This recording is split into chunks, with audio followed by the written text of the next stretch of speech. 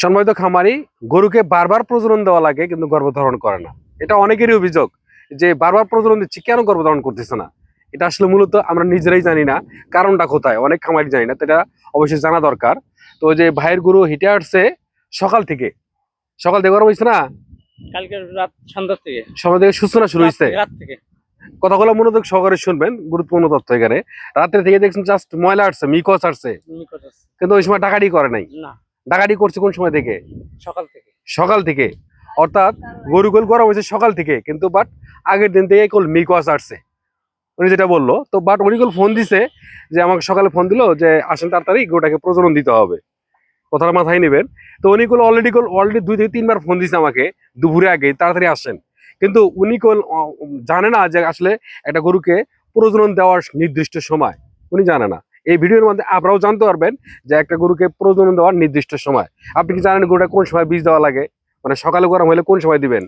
সকালে গরম হইলে রাত্রি দেওয়া লাগবে। রাত্রে দেওয়া লাগবে, এই যে এটা জানেন। কিন্তু অলরেডি করে আমাকে 3বার ফোন দিচ্ছেন না যে তাড়াতাড়ি আসেন গরুকে বীজ দেওয়া লাগবে। রাত্রি গরম হয়েছে, আমি কই যে আচ্ছা, রাতে গরম। একটা জিনিস মাথায় রাখবেন, গরু দেখছেন যে আপনার মল আসতেছে বা মিকস আসতেছে, স্বচ্ছ পরিষ্কার প্রশ্বাসে পানি বা মিকস আসতেছে, তো এরকম লক্ষণ থাকলে যে গরু হিটে আসছে তা না, এটা হচ্ছে হিটে আসার লক্ষণ। কিন্তু গরম হলো পরের দিন সকাল থেকে ডাকাডি করতেছে, লাফালাফি করতেছে না, গরু উপরে জাম করতেছে, তাহলে দেখবেন যে সকাল থেকে এরকম লক্ষণ হয়, ডাকাডাকি বা লাফালাফি বা জাম করতেছে, তাহলে অন্তত এই সময় থেকে 12 ঘন্টা পর প্রজনন দেওয়া নিয়ম। 12 ঘন্টা, হ্যাঁ, 12 ঘন্টা থেকে 18 ঘন্টার মধ্যে।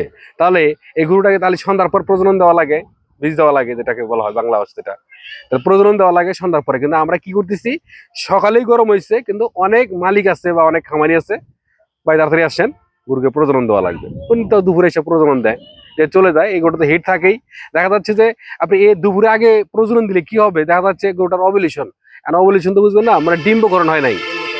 এখন যদি ডিম্বকরণ যদি না হয়, আপনি বীজ দিচ্ছেন, তো গাপ রাখবে না, কঞ্চে হবে না, বুঝতে পারছেন। কিন্তু এই জন্য আমাদের লেট করে দেওয়া দরকার, অর্থাৎ হলো 12 ঘন্টা পর।